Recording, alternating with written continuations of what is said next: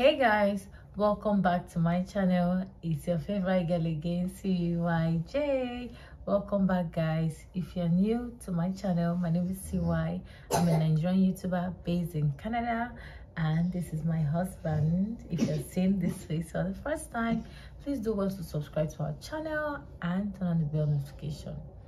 So guys, as the title of this video says, we are going to be shooting the final part of our PR story, and which is basically our journey from PPR to COPR, and a little bit of our landing gist and some of the questions the immigration officer asked us at the port of entry.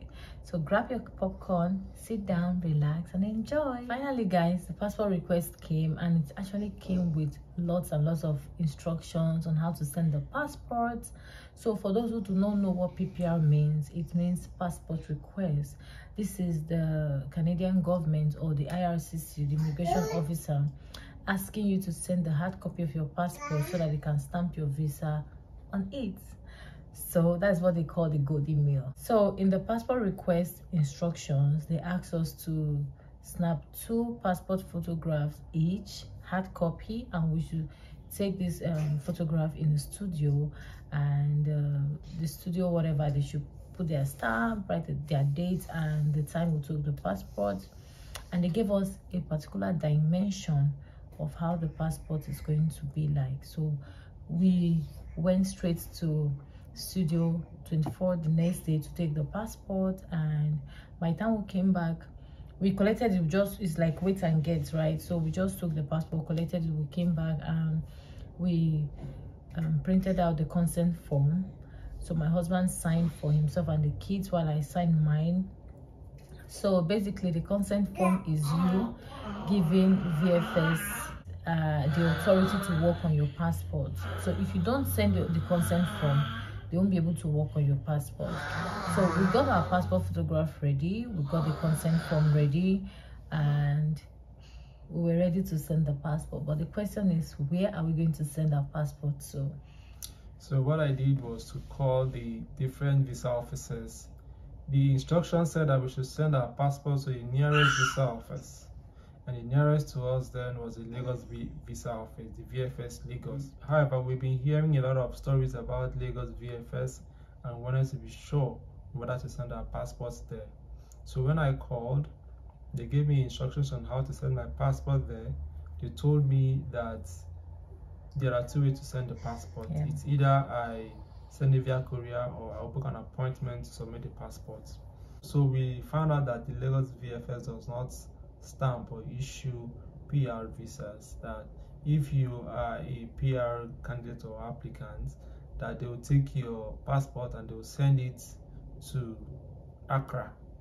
And so the processing times will depend on when they will have to gather the passport of all those persons who are sending to Accra, send it and then bring it back, and there are so many issues that is connected with that.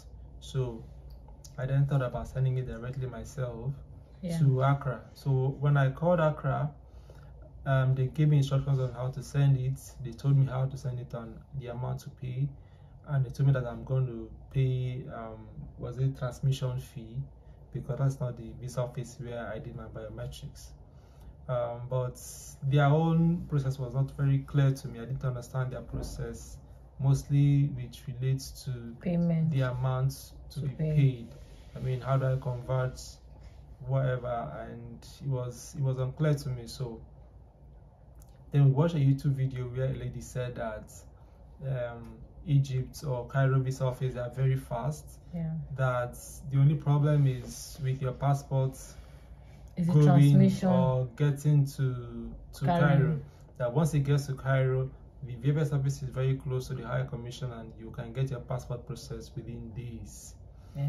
So and again, when I spoke with them on the phone, their process was very clear, the instructions were very clear, and I was told to send the passport through UPS only. They don't use DHL for Cairo. So during the call, they gave me instructions on how to send the passport. I was going to include a consent letter.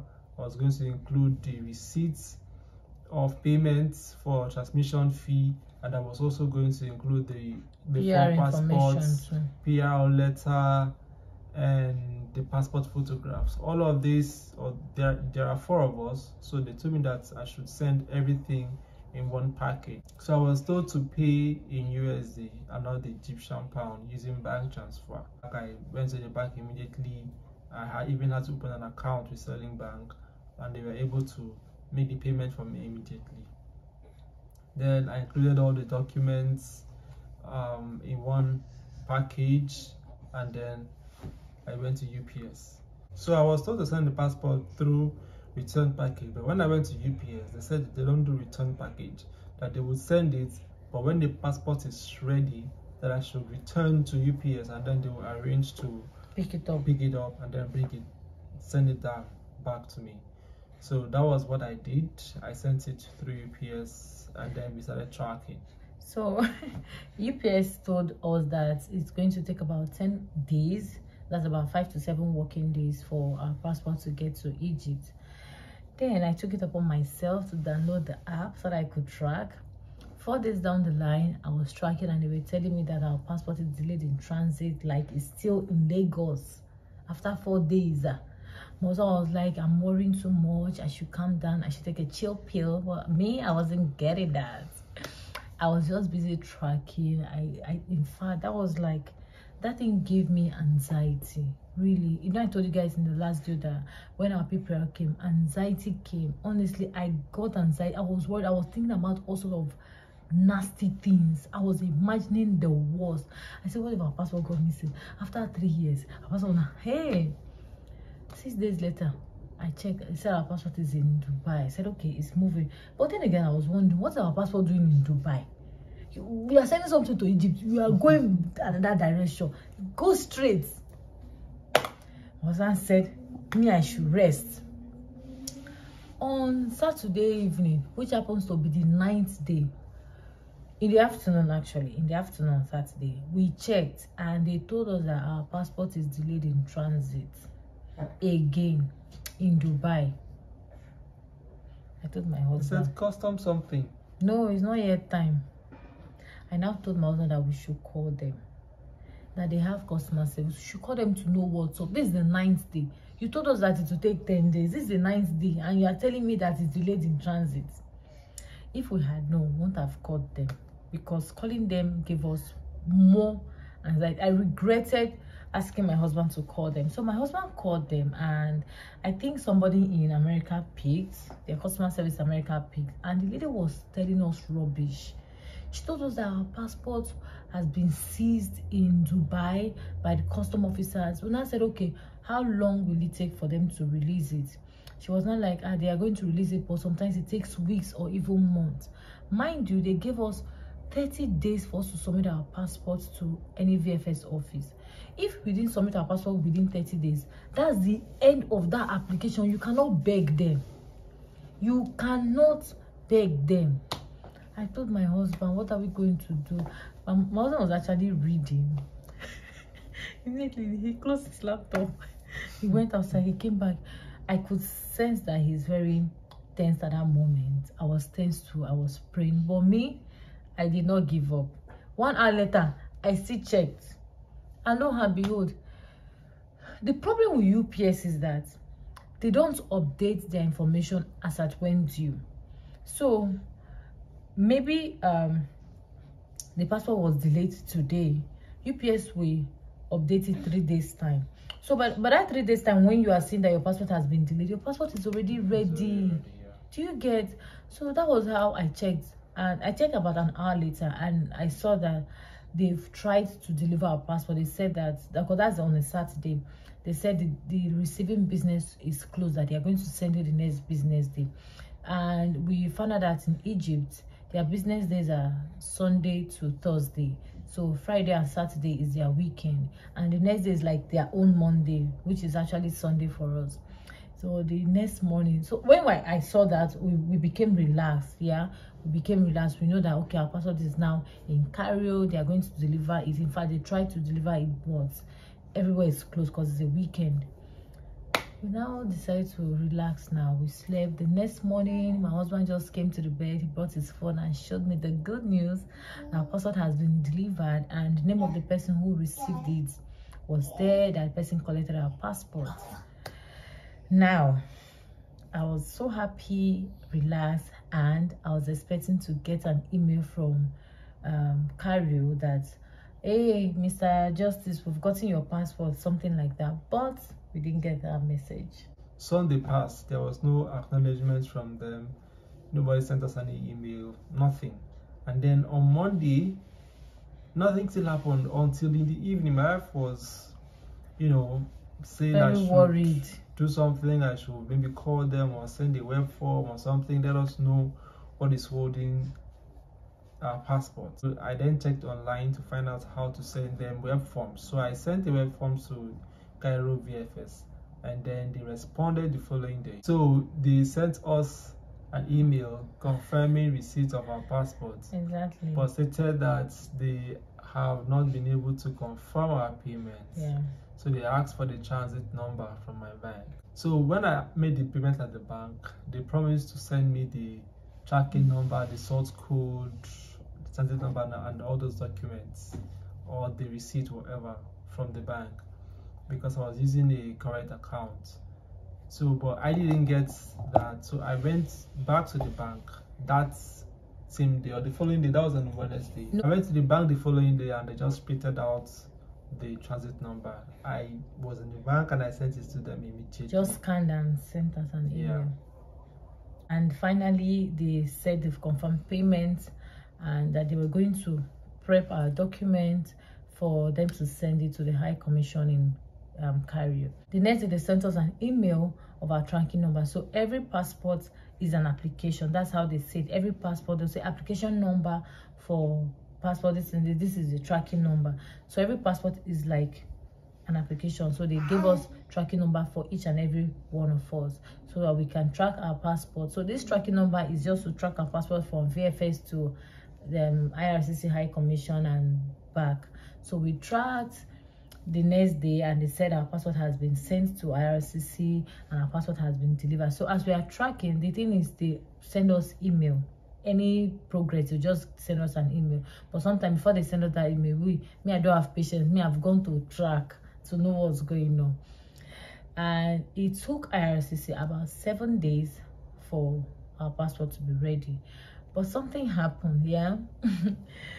One evening, my husband was now like, let me even check my application on my laptop, because ever since we've sent our passport, we've not been worried about checking, because we know that once our passport has been stamped, we are going to get a notification. The difference between PR application and maybe let me say student visa is that for student visa, the moment your application is approved, they will just tell you that application approved, you should send your passport for stamping, original passport request. But for PR visa, they won't tell you your application is approved, yeah. They will just tell you to send your passport for them to be able to complete your application. But the moment your passport, your application has been approved, that means your passport has been stamped. So my husband checked and he just called me, was like, babe, come and see. There and there we saw that our application was approved and we saw our counterfoil and everything. I screamed my lungs out, because that's like an evidence that our passport has been stamped. Although IRCC, they've not even sent us any do not reply mail, neither has Egypt sent us any email. But then when we saw that we knew our passport has been stamped, I screamed. My neighbor just ran and I was like, see, what's the problem? I said, nothing, I just got a good news. I was so excited, I was so happy. The next day, that was when IRCC now sent us do not reply mail that our application status has changed. We're like, you and who? We that have already seen it. Then VFS sent us a message. So VFS told us that our decision envelope, so it's no longer application tracking number, also it's now decision envelope. So your decision envelope has been sent to VFS. So they sent my husband an email to send a courier to pick it up for us, or they just told us our decision envelope is ready for collection. So that was when you now called them on how to pick it up, right? I went to UPS office and I told them that I want to send someone to pick up a parcel for me at Cairo VFS and send it down to me in Lagos. Yeah. And they helped me to coordinate with somebody who is actually working from Cairo. I made the payments, sent instructions and everything via email, and that was it. They said they were going to pick it up. So finally, they pick it up, and VFS sent us an email that our decision envelope has been picked, and they sent us a tracking number. So the same tracking number UPS gave my husband, that was what they gave to us to track the passport. The next day, at this time, UPS was proving that they are going to be fast. Yeah. The next day I checked, they said our passport is already in Dubai. I said, oh my goodness. Oh my goodness. The next day, Dubai, wow, I was like, I was going to get a passport this week, blah, blah, blah. I said, okay. I started tracking. Before you know, he stayed in Dubai for days. Before you know it, they said our passport is now in their facility in Lagos. I was so happy, but then again, they have various facilities in Lagos, so it will get to their facility in Lagos, that is in the airport, before it will get to our own facility where we sent it from Bagada. We're now waiting. These people did not say nada. At this point, guys, we've bought plane tickets, we've sold every single thing in our house. We were ready to travel, but where is our pali? We have not seen it. At this point, I could not tell my friends. I just told a few persons, but some of my friends, I could not tell them because I said, let me not go and tell somebody now that I'm relocated. I have not seen passport.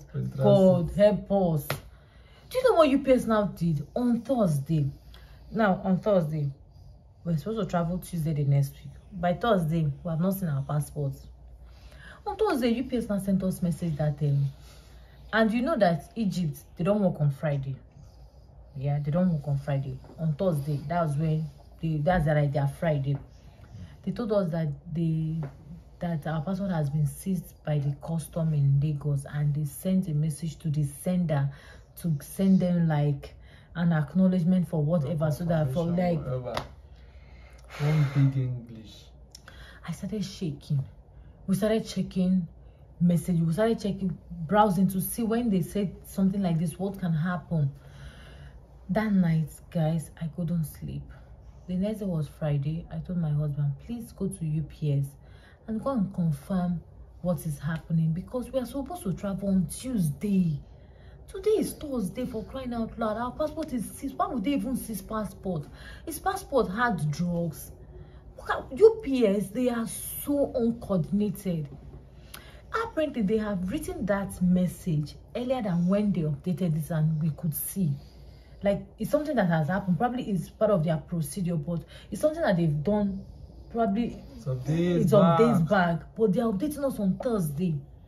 The next day, my husband went to work. From there, he decided to go to UPS. He got to UPS, and what happened, guys? I went to court. I said, now what? I told you what happened, guys. But what happened? I went to court actually on that day. After court, I was just praying because our travel is on Tuesday. And in fact, the ticket was the second ticket. We bought the first one, and because of the delays, I had to pay about 500k. Over 700k. I had to pay over 700,000 to extend it. The date, and it was entering summer, so tickets are becoming expensive. The more we delay, the more tickets become expensive. At this point, we spend over 2 million just on tickets, and we cannot at that point afford any more delays because there's no more money. The only good thing about this particular delay is that the first payment, the first flights we booked, it was actually two stops, and one of the stops about 4 hours, the other one is about 5 hours, but 2 stops with children wouldn't be that easy. But the next one, the other one we later booked, is just 1 stop, and they're not stopping us at Montreal, they're bringing us straight to Toronto. So that's like a good thing. But then that money is much, and we didn't have any more money to spend. We were so confused. So when I went to UPS office, I wanted to go and shout, but I just said, let me be a gentleman. Let me just cool, first of all calm, ask and questions and be cool, calm, and then ask what is really going on. So when you go, you give them your name and your email address and your phone number. When I went, I gave them my name and my email address and phone number. And they guess what? Wait. and they ask, okay, they ask what's inside? Passport, right? Passport. He said it's here. Can you imagine? Our passport is here, and you are telling us that custom is seizing it. What is ready? I didn't even want to ask for. You didn't want to argue. Verification. They said I should just sit down and wait. I just sat down, fold my legs. I didn't even tell him small. I started just waiting, and then the lady now sent someone to go inside and bring out the package. And like, people are going. They just go up and down. I said, "Where is the passport?" At some point, one guy just came and gave me the package, and I signed to acknowledge. At that moment, I was at home. So this is like a backdrop. I was at home, and I started to. No, I didn't track because at this point, I've already added my email to the tracking information, and they just sent me an email that passport has been delivered, received by Justice Okeze. And I didn't want to tell her. I wanted to like shock her. Like, look at the passport. And my mom was in the house. I told my mom that it's like that happened though, that I just prayed is what I'm thinking. I started calling my husband. Guess what? My husband refused to pick up. He refused to pick. I said, what is going on? Has somebody go and use his name to collect the passport? Me, I am actually an overthinker. I think things to the worst case. Like, I think things beyond what you can imagine. Like when I say some things, I think I'm my mind has not even gotten there. How did you think to this point? So I've been thinking and thinking. I said, somebody have not used my husband's name to go and collect her passport, but somebody cannot do that. Before you know it, I called my husband. My husband said his battery is low. I sent him a message, babe, please be fast. My mom said she wants to see before she leaves. My brother did not say nada. Finally, he came back home. I opened the door. Guys, guess what? I saw the parcel. I know you guys have already seen that part of the video, right? I opened it and it was our passport. I was so excited. I was so happy. This was like a dream come true. In fact, my mother was looking at the stamp and I was like, so finally you are here. I mean, this thing I gave us sleepless night for years. We kept on praying. We felt like village people was following us as if our own is different. Finally, these passports and visas, they are here. So this is to UPS. You guys should do better, honestly. If that, and UPS don't even do express delivery. That's one thing I don't like about them. They don't do express. Okay, let me pay more money. Deliver this in like the next day. If it's DHL does express, but UPS don't. So that's like one side part of that. But they don't update their information on time. So, but that's that about UPS. If you still want to use UPS, if you're instructed to use UPS, fine, you should. So moving forward to the day we travel, because I said I'm going to input some landing gist. So the day we traveled, we've heard a lot of nasty stories about Nigerian airports and how they try to, some of these people, they just steal some things you have in your bag in the process of searching, some requests for money.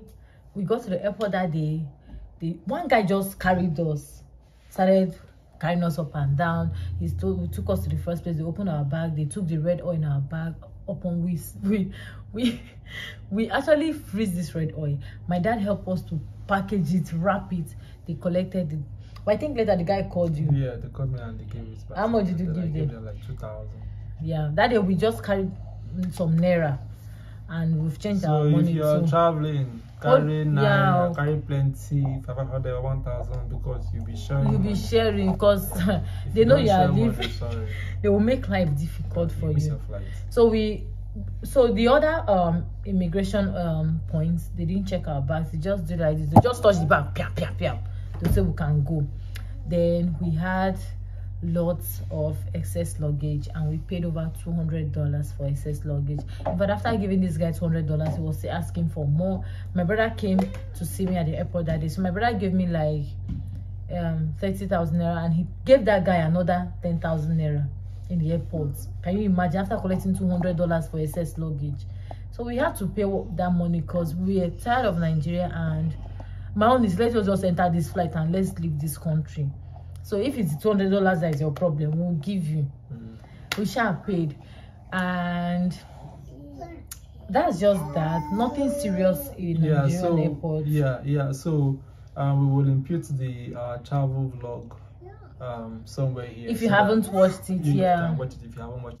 Just to touch on what happened in Schiphol, when we landed at Schiphol, they were very meticulous and particular with searching, or they searched us, me, my wife, even the children. They even the car seats. They searched the car seat. They are very meticulous to ensure that we are not carrying any uncarryables. But one of my bags, actually, they said I should open it. I mean, I've used padlock to lock all the bags. They said they were saying something. So it's actually my Bible. So I opened, and the guy was there. The guy just asked me, do you have a book or anything? I said, yes, I have my Bible here. So I've locked the hell out of it, because I could not put my Bible in my handbag because my kids' foods were there. I don't want the Bible to get soiled. The guy, I had to open my bag. He checked. He said, okay, so that is the Bible. They checked my children. I was wearing them sweater. Even Jack said they took in his body check. His car seat there. These people, they checked the hell. All those border security videos, that was how they checked our bags at Schiphol. They checked it really. But after then, that's it. And then when we got to Toronto, we didn't really see them checking our bags, but they told us that, of course, before the bags would come out, they would have scanned them thoroughly and then checked everything. So when you get to the Toronto airport, we use the Pearson airport, you would see like a computer or a monitor that a self-confession machine that you will impute stuff about yourself, your name, where you're from, your country. That's where you would declare if you have any goods that ought to be declared, like any agricultural food. They will ask you, Sha. They're going to ask you, do you have meat? Do you have fish? There you have to be truthful, and then you fill that. And then there is also a place where they are going to ask how much you are carrying, how much money you are carrying. If you are carrying more than 10,000 Canadian dollars or its equivalent, you have to declare it. And then we passed that stage. When we got to the real immigration officer that is going to land us, if that man said you're not, we will just go back. You're taking the next flight back. And that was even a black man. I think he's originally from Ghana. He asked us, he asked me how much money that I'm bringing in and everything. Then he asked me one question, whether these are my only dependents. And my wife is one that answered.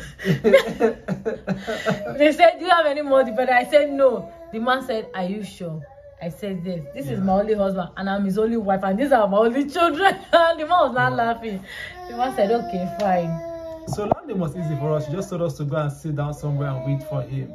When I went to me, I was scared because, I mean, who knows what's going to happen. I wasn't scared, actually. I was still worried. No, I wasn't scared. So it was later he then called us back and said... Babe, before he called us, I saw one guy. I think the guy came as a student, and they were asking him, what's the name of the school? Guess what? This guy did not know the name of his school. The name of his school is on his phone. He was not asking me for a charger, and my charger was not with me. That I should give him charger to charge his phone. His battery was there so that he can browse out the name of the school he's coming to. But that's really sad, actually.